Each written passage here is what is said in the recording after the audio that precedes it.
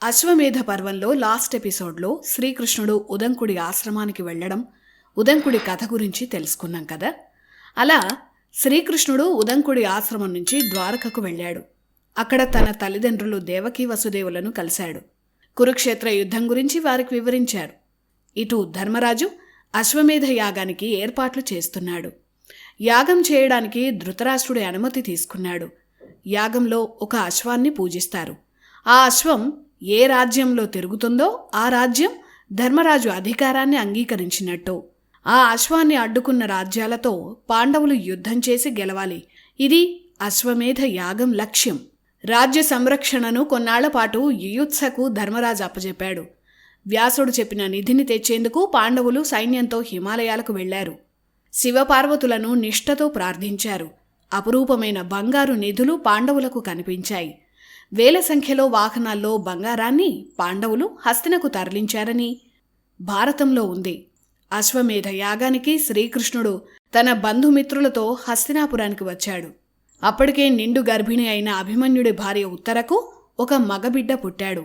పాండవులకు వారసుడు జన్మించాడని ఆనందించేలోపే ఆ బిడ్డకు ప్రాణాలు లేవని తెలిసింది. అశ్వత్థామ బ్రహ్మాస్త్రం వల్లే ఇలా జరిగిందని అందరూ బాధపడ్డారు.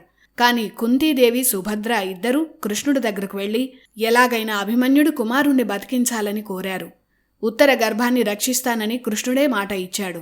అలాగే ఆ పిల్లాడే పరీక్షిత్తు పేరుతో హస్తినను పాలిస్తాడని కూడా భవిష్యత్తును చెప్పాడు.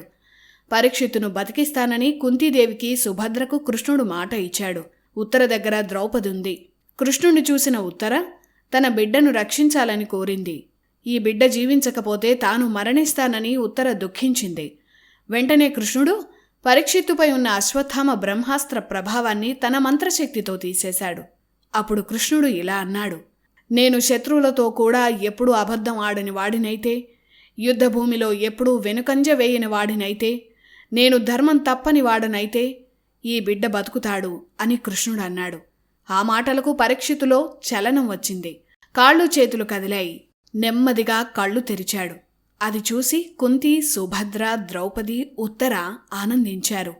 అంతవరకు వైశంపాయనుడు చెప్తున్న మహాభారతాన్ని వింటున్న జనమేజయుడు తన తండ్రి ఎలా మృత్యువును జయించాడో తెలుసుకున్నాడు.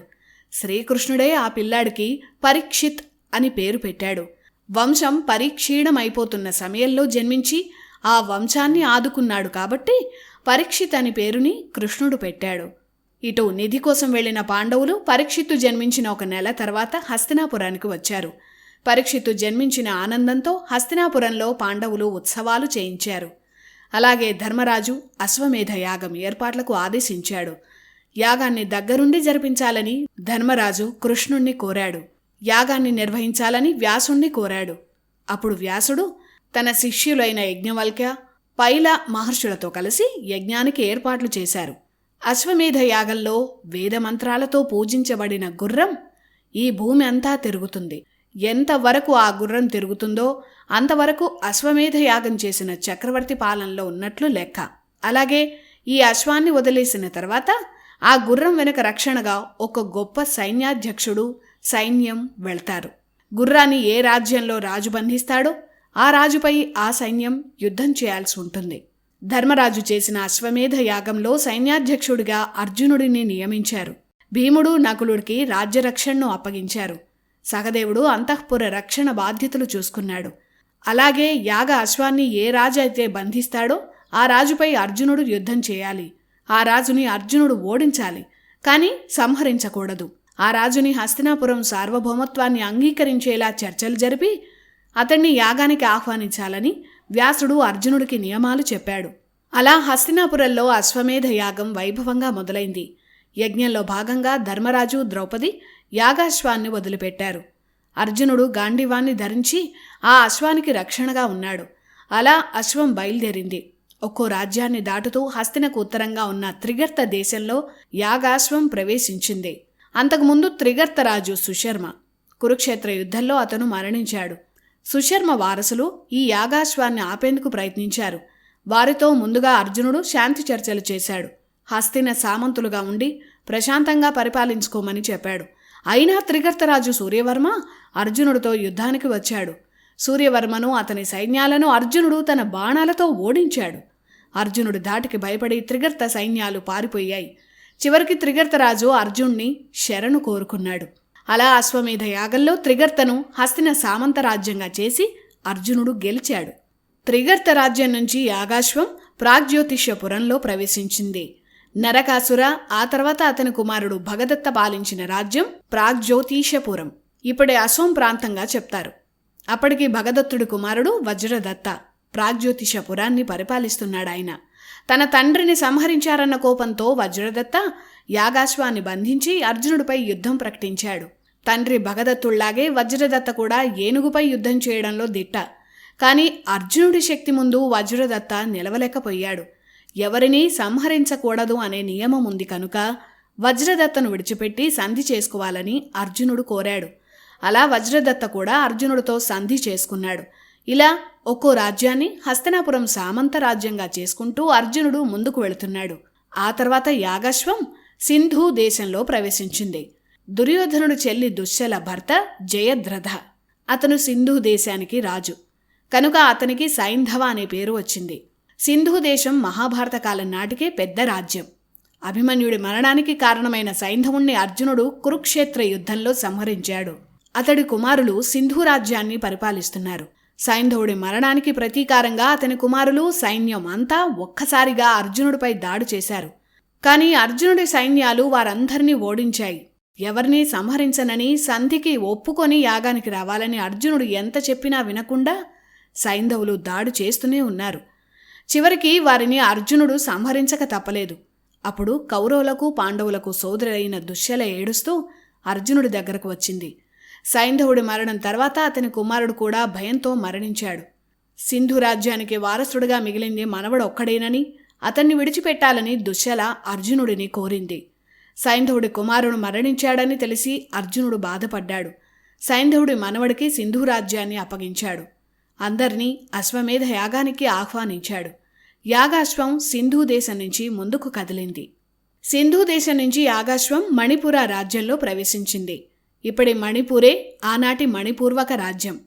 మణిపుర రాణి చిత్రాంగద అర్జునుడి భార్య. వారిద్దరికీ జన్మించిన కుమారుడే బభ్రువాహన. అతనే మణిపుర రాజ్యాన్ని పరిపాలిస్తున్నాడు. రాక చాలా కాలానికి తండ్రి వస్తున్నాడని తెలిసి బభ్రువాహనుడు ఘనంగా ఏర్పాట్లు చేయించాడు.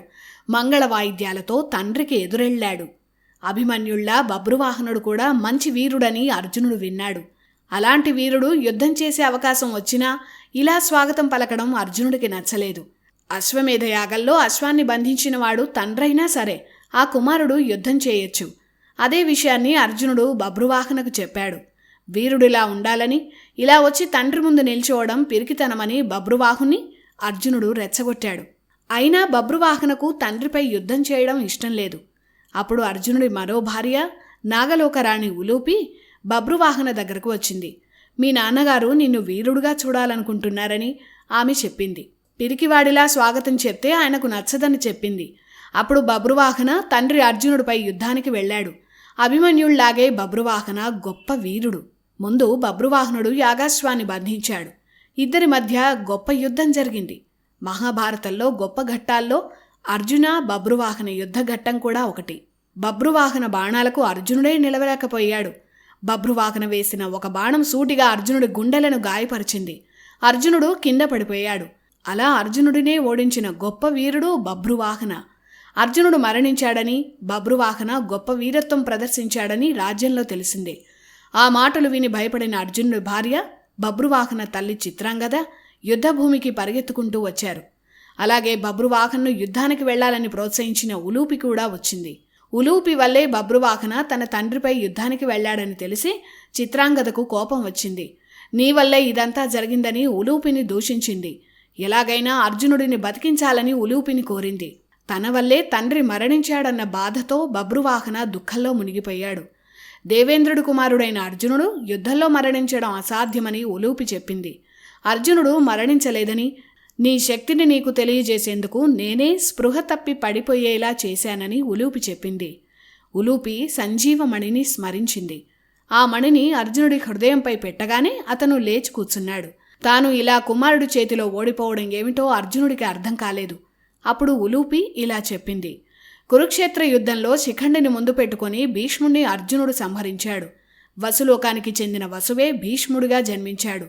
భీష్ముడి మరణంతో అర్జునుణ్ణి వసువులు శపించాలని చూశారు.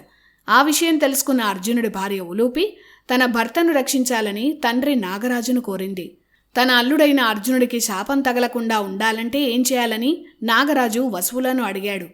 తన కుమారుడితో జరిగే యుద్ధంలో అర్జునుడు మరణాన్ని చూడాలని, అదే పరిహారమవుతుందని వసువులు చెప్పారు. అందుకే బభ్రువాహనతో యుద్ధం జరిగేలా చేసి క్షణకాలం పాటు అర్జునుడు మరణించేలా ఉలూపి మాయ చేసింది. ఆ తర్వాత సంజీవమణితో బతికించింది. అలా వసువుల శాపం అర్జునుడికి తగలకుండా ఉండేలా చేసి అర్జునుణ్ణి ఉలూపి రక్షించింది. ఈ కథను ఉలూపి అర్జునుడికి చెప్పింది. ఆ తర్వాత బభ్రువాహన, చిత్రాంగద, ఉలూపిని అశ్వమేధ యాగానికి అర్జునుడు ఆహ్వానించాడు. వారందరి దగ్గర సెలవు తీసుకుని యాగాశ్వంతో అర్జునుడు ముందుకు వెళ్ళాడు. ఆ తర్వాత యాగాశ్వం రాజగృహ నగరంలో ప్రవేశించింది. రాజగృహ రాజ్యమే ఆ తర్వాత మగధ సామ్రాజ్యమైంది. మగధను జరాసంధుడు పరిపాలించేవాడు. జరాసంధుణ్ణి భీముడు సంహరించాడు.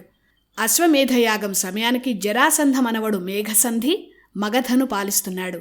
అతను యాగస్వాన్ని బంధించి అర్జునుణ్ణి యుద్ధానికి ఆహ్వానించాడు. అయితే అర్జునుడి శక్తిని ప్రత్యక్షంగా చూసిన మేఘసంధి యుద్ధం చేసి ప్రయోజనం లేదని గ్రహించాడు. సంధికి అంగీకరించి మగధను హస్తినాపురం సామంత రాజ్యంగా ప్రకటించాడు. మహాభారత కాలానికి మగధ హస్తిన సామంత రాజ్యం. అలా మహాభారతంలో అశ్వమేధ ఘట్టంలో అర్జునుడు ఒక్కో రాజ్యాన్ని గెలుస్తూ వెళుతున్నాడు. ఆ తర్వాత ఏం జరిగిందో నెక్స్ట్ ఎపిసోడ్లో తెలుసుకుందాం.